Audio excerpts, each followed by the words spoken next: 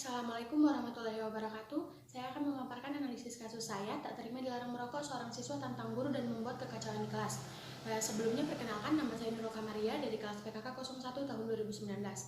Pertama-tama saya ingin berterima kasih kepada Dr. Hajah Samsyidah MPD selaku dosen mata kuliah perkembangan peserta didik dan teman-teman yang telah membantu dalam pembuatan laporan analisis kasus saya ini. Adapun isi pembahasan dari analisis kasus saya ini yaitu pertama, kronologi kasus, kedua, teori yang mendukung, ketiga, estimasi solusi, dan keempat, kesimpulan. Tidak terima dilarang merokok, seorang anak tantang guru dan membuat kekacauan dalam kelas. Kejadian sekitar tanggal 2 Februari pada Sabtu pagi sekitar 6.15. Guru tersebut sudah sampai di sekolah dan 6.30 siswa sudah datang. Guru tersebut menunggu sampai jam masuk pada pukul 7. Namun guru tersebut diminta kepala sekolah untuk pergi ke pelayanan percetakan untuk keperluan pembuatan ijazah kelas 9. Dan saat itu, guru honorer tersebut melihat sepeda motor sejumlah siswa yang terparkir di warung tersebut yang tidak jauh dari lokasi sekolah. Kemudian guru honorer tersebut memberikan peringatan untuk kembali ke sekolah. Mendengar peringatan tersebut, sekitar 8 anak tersebut kembali ke sekolah. Tetapi beberapa murid masih terjangkit dengan perlakuan guru tersebut. Saat sudah sampai di dalam kelas, bangku dari depan hingga belakang digedor-gedor oleh anak murid tersebut. Lalu anak murid tersebut berdiri di atas bangku. Tidak hanya itu, beberapa hasil kreativitas anak-anak dan buku-buku yang dibawa oleh guru honorer tersebut juga dibuat berserakan di lantai. Sambil sengaja menghisap rokok di depan guru honorer tersebut, murid juga menantang guru honorer tersebut untuk berkelahi dengan memegang kerah bajunya. Namun, guru honorer tersebut tidak meladeni permintaan dari anak muridnya. Anak didik tersebut mengatakan, "Saya berani merokok di depan kamu." Setelah itu, guru honorer tersebut mengatakan kepada anak muridnya, "Matikan rokokmu." Tetapi tidak ada respon dan semakin menjadi-jadi. Terus sampai memegang kerah baju guru honorer tersebut. Guru honorer tersebut kemudian mengatakan, "Jangan diteruskan, nanti berbahaya loh. Coba saya minta rokoknya." Tetapi kemudian murid tersebut malah naik ke atas bangku lagi dengan rokoknya, kemudian dilempar kepada guru honorer tersebut dan kemudian dimatikanlah rokok tersebut. Beberapa menit kemudian wali kelas datang dan memberi pengarahan. Baru setelah itu anak-anak diam. Teori-teori pendukung. Pertama, teori behaviorisme. Menurut Thorndike pada tahun 19 teori behavioral memiliki dua pengkondisian. Pertama, pengkondisian klasik atau classical condition adalah suatu teori yang menjelaskan bagaimana kita mempelajari respon-respon yang baru sebagai sebuah hasil dari dua stimulus atau lebih yang muncul hampir pada waktu yang sama. Teknik yang digunakan dalam pelatihan perilaku di mana terjadi stimulus alami yang dipasangkan dengan respon. Yang selanjutnya stimulus yang sebelumnya netral dipasangkan dengan stimulus alami. Kedua elemen tersebut kemudian dikenal sebagai stimulus dan respon yang dikondisikan menurut Ivan Pavlov. Kedua, pengkondisian operan. Pengkondisian operan adalah suatu mode belajar yang terjadi melalui ganjaran dan hukuman untuk perilaku melalui pengkondisian operan asosiasi yang dibuat antara perilaku dan konsekuensi bagi perilaku menurut B.F. Skinner, yang mana beberapa respon yang dilakukan akan menyebabkan terjadinya akibat tersebut. Pengkondisian operan adalah metode pembelajaran yang terjadi melalui reward dan punishment pada perilaku. Tahap perkembangan behavioristik ada 3 kondisi yang memungkinkan perubahan, yaitu pertama, perubahan dapat terjadi apabila individu memperoleh bantuan atau bimbingan untuk membuat perubahan. 2. Perubahan cenderung terjadi apabila orang-orang yang dihargai memperlakukan individu dengan cara yang baru atau berbeda. Yang ketiga, apabila ada motivasi yang kuat dari pihak individu sendiri untuk membuat perubahan. Teori kedua, kecerdasan emosional. Menurut Goleman, kecerdasan emosional merujuk pada suatu kemampuan pengendalian perasaan kita sendiri dan perasaan orang lain, kemampuan memotivasi diri sendiri dan kemampuan mengelola emosi dengan cara yang baik pada diri sendiri dan dalam hubungan dengan orang lain.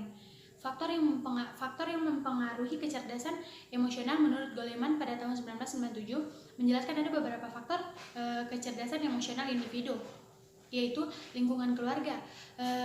Kehidupan keluarga merupakan sekolah pertama dalam mempelajari emosi. Kecerdasan emosi dapat diajarkan pada saat bayi melalui ekspresi. Peristiwa emosional yang terjadi pada anak-anak akan melekat dan menetap secara permanen hingga dewasa. Kemudian emosi yang terpupuk dalam keluarga sangat berguna bagi anak kelak di kemudian hari. Lingkungan non keluarga. Hal ini yang terkait adalah lingkungan masyarakat dan pendidikannya. Kecerdasan emosional ini berkembang sejalan dengan perkembangan fisik dan mental anak. Pembelajaran ini biasanya ditujukan dalam waktu aktivitas bermain sebagai seorang di luar dirinya dengan emosi menyertai keadaan orang lain. Sedangkan menurut Dean Meyer pada tahun 1965, faktor-faktor yang mempengaruhi kecerdasan emosi anak adalah faktor kondisi fisik dan kesehatan, tingkat inteligensi, lingkungan sosial, dan keluarga. Anak yang memiliki kesehatan yang kurang baik dan sering menunjukkan reaksi emosi yang berlebihan, anak yang dibesarkan dalam keluarga yang menerapkan disiplin yang berlebihan atau cenderung emosional, pola asuh orang tua berpengaruh pada kecerdasan emosi anak, di mana anak yang dimanja, diabaikan, atau dikontrol dengan ketat atau yang disebut dengan overprotective dalam keluarga cenderung menunjukkan reaksi emosional yang negatif. Teori ketiga, perkembangan sosial remaja. Remaja membutuhkan kelompok sosial yang sehat untuk perkembangan hidupnya yang sehat dan normal.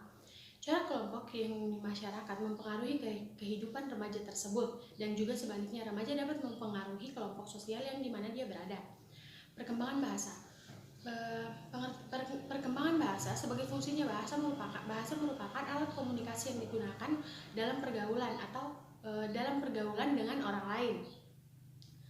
Perkembangan bahasa terkait dengan perkembangan kognitif, yang berarti faktor intelek atau kognisi sangat berpengaruh terhadap perkembangan kemampuan berbahasa. Perkembangan bahasa dipengaruhi oleh lingkungan, karena bahasa pada dasarnya merupakan hasil belajar dari lingkungan.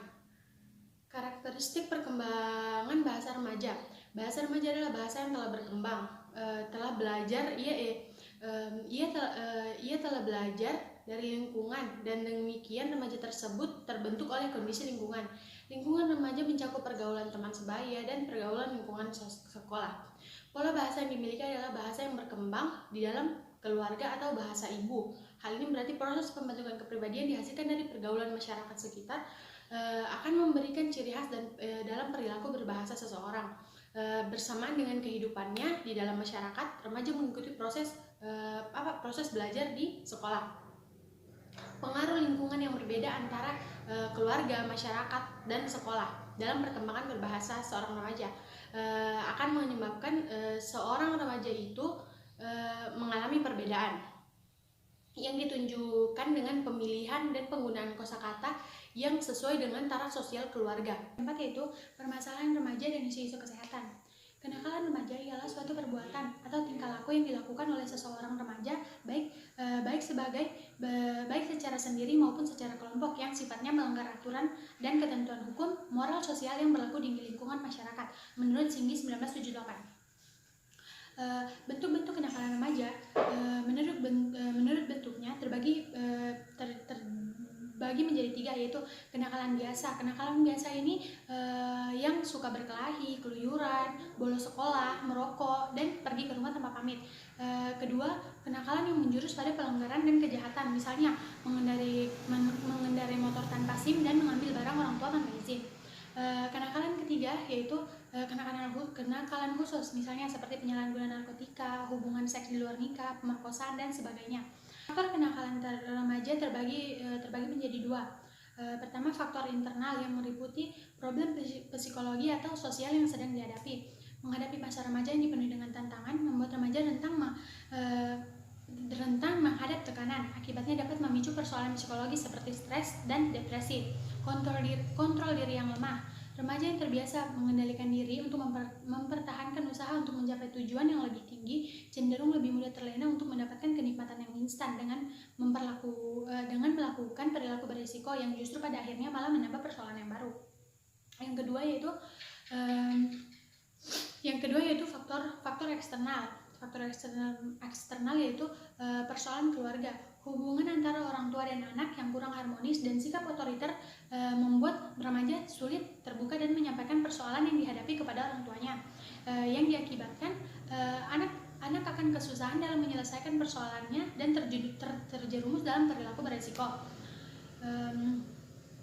Yang kedua, pengaruh negatif teman sebaya. Sikap dan perilaku teman sebaya juga berpengaruh negatif dalam pertumbuhan remaja. Upaya remaja untuk dapat diterima di kelompok sebayanya membuat mereka mudah terpengaruh dan sulit menolak ajakan temannya, bahkan untuk hal yang dapat merugikan diri sendiri atau orang lain. Pengaruh negatif komunitas. Kemiskinan merupakan kemiskinan, kurangnya aksen pendidikan, komunikasi yang acuh dan permisif pada pelanggaran dapat membuat remaja lebih rentan terjerumus dalam perilaku beresiko yang memperhambat perkembangan diri remaja. Selanjutnya, perkembangan agama pada sistem pendidikan dan lingkungan kurang memadai. Hal ini menyebabkan kasus-kasus kenakalan remaja sangat rentan terjadi pada siswa. Semua itu karena benteng iman, ketakwaan, dan akhlak pada siswa sangat rapuh pada pendidikan religi yang tidak memadai. Kemajuan teknologi juga berpengaruh sangat dahsyat pada kenakalan remaja. Estimasi solusi, tindakan yang dilakukan siswa tersebut sangatlah miris. Laku yang masih di bawah umur dan berstatus pelajar melakukan hal tersebut karena tidak senang diberikan teguran oleh gurunya. Seharusnya pelaku dapat mengolah kecerdasan emosionalnya dalam menyikapi hal tersebut. Semestinya orang tua dan sekolah memberikan bimbingan kepada anaknya untuk memperdalam tentang aspek terutama aspek moral dan tingkah laku mengenai kecerdasan emosional dan mengenai pergaulan remaja dan dampaknya bagi anak tersebut. Dan harus diadakan konseling untuk lebih mengenal dan dapat memberikan masukan-masukan positif untuk anak yang bersangkutan. Dan sekiranya perlu ada pengawasan dari orang tua terhadap anak, baik di lingkungan sekolah maupun lingkungan sosial anak tersebut, dan membuat batasan-batasan aturan untuk anak tersebut. Sekian dan terima kasih. Wassalamualaikum warahmatullahi wabarakatuh.